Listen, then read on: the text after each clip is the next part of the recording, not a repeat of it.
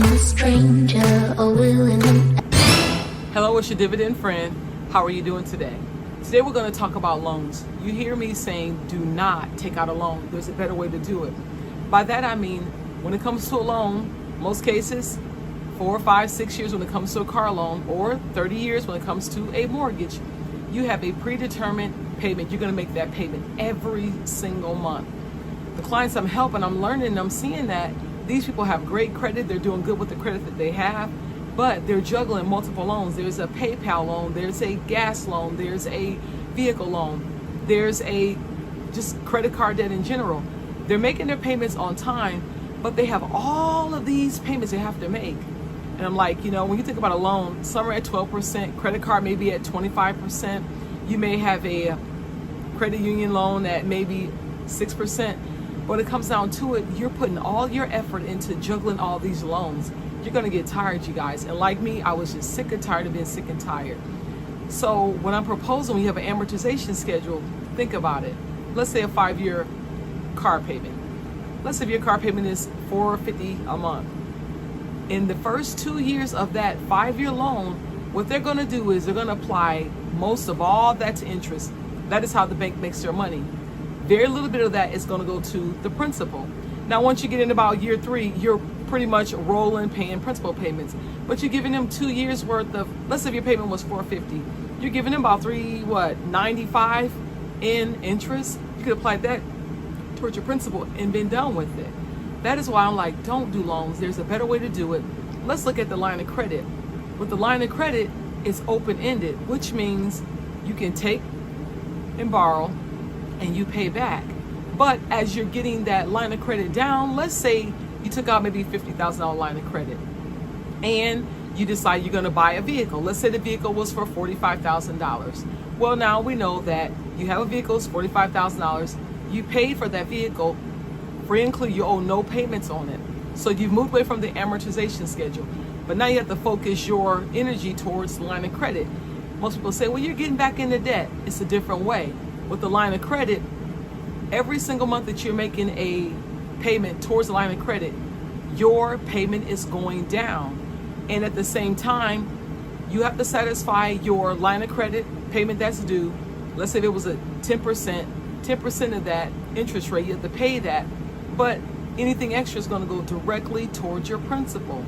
So, let's say if you looked at your car, let's say a person has a positive cash flow of, let's say, $4,000 a month. They're making great money, but they have $4,000 left over at the end of the month. I'm going to propose, since you have a line of credit, every single month to throw that $4,000 extra into the line of credit.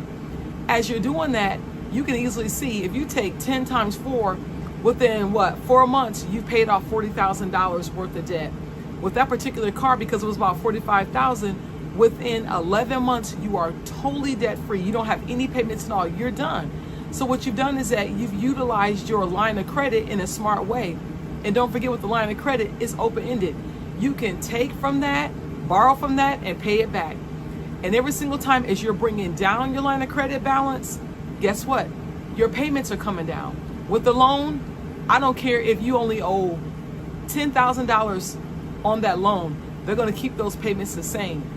As if you had a line of credit. As you pay the payments down on the line of credit, your actual payments will go down every single month. And the benefit of the line of credit is that you can continue to pull from it, pay it back, pull from it, pay it back, which is why so let's say with the line of credit, you wanted to become an investor. As you paid off your vehicle, now you're sitting on $50,000 once again. So which means you can go ahead and utilize that line of credit to purchase, maybe, let's say you want to get into investing. Purchase a property. The property is, let's say, $200,000. But understand that anything besides your primary residence, you're required to put down 20% in most cases. That's going to be $40,000. Now you're able to take and utilize that $40,000, purchase a property. Now the property is yours. You own that property.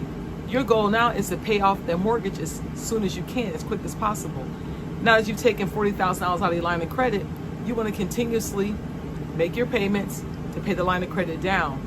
Let's say $40,000, but because you have $4,000 a month in positive cash flow, you can pay off that $40,000 in 10 months. And you own the property. So can you see how line of credit can work for you? Let's say you have kids going off to college. Let's say, the kid is earned by their good graces and they've done well in school.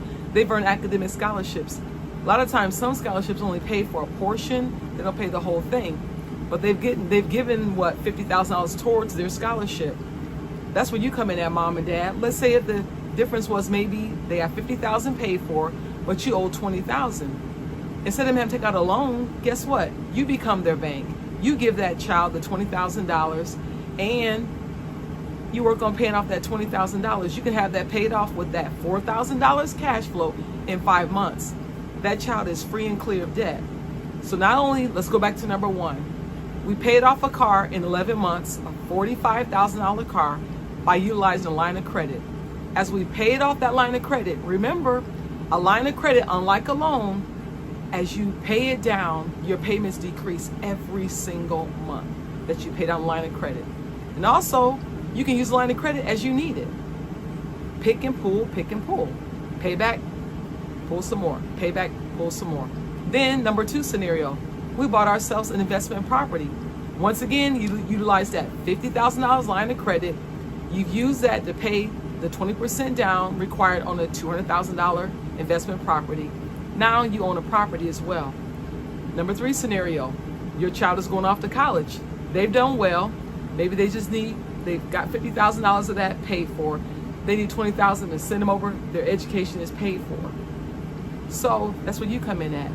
You've taken $20,000 to help their child in college, and within 5 months you pay back $20,000. So why would we go and do a loan? Because we don't know the benefits of a line of credit. Let's even say you decide that, you know what, I've done this line of credit, I'm enjoying it, it's working for me. Why not continue using a line of credit? Why if you decide that, you know what, and everybody, I understand everybody's not in the cars and that's okay, but we're all into something. Let's say your goal is to go ahead and acquire land. You want to buy land. You want to become, leave a legacy for your family. I get that. Let's say you found land. The land is $150,000. Once again, you're required to put down typically 20% unless there's a program you're working with.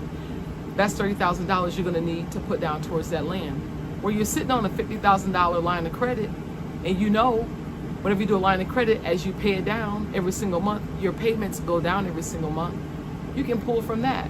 So now here we are, we have land. So you have to make a decision in what you want to invest in. Some folks will use line of credit because they want to become stock, they want to trade on the stock exchange. That's your choice. But what I'm saying is that when you do a loan, remember with the loan, you can't borrow from the loan. The loan is not open-ended. The loan is you pay me back my money and you're going to pay pretty much interest before you get to the actual principal payment. So you're spending 5 years to give the bank half of that, what it would have cost you for that particular vehicle. The vehicle is what? $50,000. You're going to give the bank about maybe $65,000, $68,000 just to borrow their money. But if you do a line of credit, you're taking the line of credit out. And I get it. You're saying, well, I have to still make a payment. I get, because it's the cost to be the boss, you guys. You have to actually give them some money to borrow their money. But at the same time, you're not throwing it away like an empty penny bank because your line of credit is working for you. You're making that little small payment to them to borrow their money. At the same time, as you bring that line of credit down, you are also able to pull from it again. So I'm going to go back to my scenario. This person I showed that was using a $50,000 line of credit, they were able to, number one, pay off a car in 11 months because they had a positive cash flow of $4,000. They were able to acquire a investment property, $200,000 investment property. They had to put down $40,000, paid that line of credit back in 10 months. And don't forget about the college kid who needed a little bit of help, needed $20,000 from mom and dad to help him get along. Mom and dad were able to utilize their line of credit, not a loan, not get into that debt cycle of student loan debt. Within 5 months, because they bring in $4,000 cash flow, they paid off that college, In the last scenario, if you want to buy land, remember, the land was $150,000 for a couple acres. Well, they paid $30,000 out of their line of credit. Now their goal is to move that line of credit back, begin to pay back that $30,000. But because they have $4,000 in cash flow, within 7 months, they have completely paid off the land, the $30,000 you need to use for the land. So once again, you don't do loans because loans they work off of an amortization schedule. It's a set payment. You cannot borrow against it. You can't take money from it. You're stuck with that payment cycle for 4, 5, 6 years, some cases 30 years, because you're doing a 30-year mortgage, or a line of credit. Remember, with that, you can borrow from it, pay it back, borrow from it, pay it back. And as you're paying it back, as you're getting down your payments, guess what? You're also making less payments due to them. As you're bringing down your balance owed, you're also going to pay less per month. You can't beat that. With a loan, it's all set the same.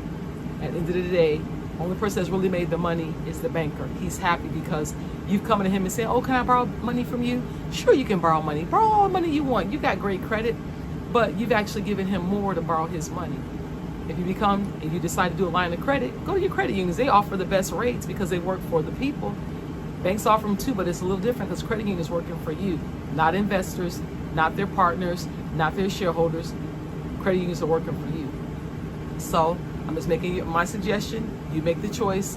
And as I said before, no loans, no loan zone. If you need any more support, I'm your dividend friend. I'm here until you win. Hit me up, look me up, www.dividend-friend.com. I love to help you, offer consultations. I'm here for you. Until the next video, debt free is the only way to be. Bye-bye.